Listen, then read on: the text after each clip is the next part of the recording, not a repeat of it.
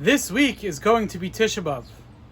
And if there's one word that we could associate with Tisha B'Av, I think it would be the word Eicha.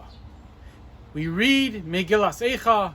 Eicha is a word that we find throughout the kinos, throughout the various prayers that we say during Tisha B'Av. But what does this word Eicha mean? Loosely translated, Eicha means how. But it really means much more than that. It really is a statement of bewilderment. How could it be? How could it have come to this?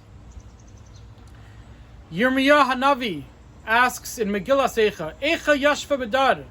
How could the Jewish people have come to the state where they needed to be punished so severely that they were sent into exile? But the Medrash points out that Yirmiyah was not the first one to prophesize with this word Eicha. And perhaps by connecting the other times it says the word Eicha in the words of the prophets, we can get a deeper understanding of how it came to that. Before Yirmiyah, Yeshaya Hanavi, he also used the word Eicha. He said, Eicha haisa lazona. How could it be that the Jewish people became like harlots? How could it be that the Jewish people strayed so far from their Father in heavens? Well, perhaps that's the answer to Yirmiyah's question. How could the Jewish people have punished? Because they strayed from Hashem, because they became like harlots and were no longer loyal to Hashem. But what's the answer to Yeshaya's question? Yeshaya asked, Eicha haisa lazona. How could it be that the Jewish people felt so low? In this week's Parsha, we have the first recording of the word Eicha. We have the first prophet who used this word Eicha. And that was Moshe Rabbeinu in this week's Parsha. He said, Eicha asa lavadi. How can I carry the people by myself?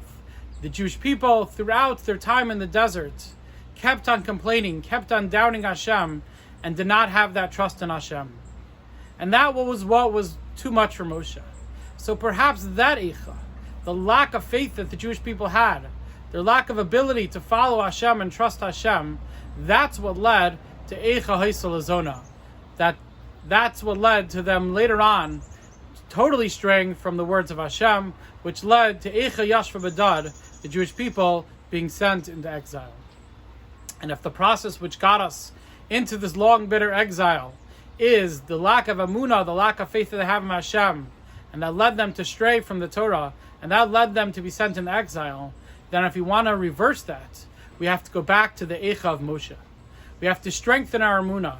No matter what happens to us, no matter what circumstances we're in, no matter what battles we're facing, no matter what obstacles stand in our way, we have to have that Amunah in Hashem. We have to have that faith in Hashem, and we can never doubt Him for even 1 second.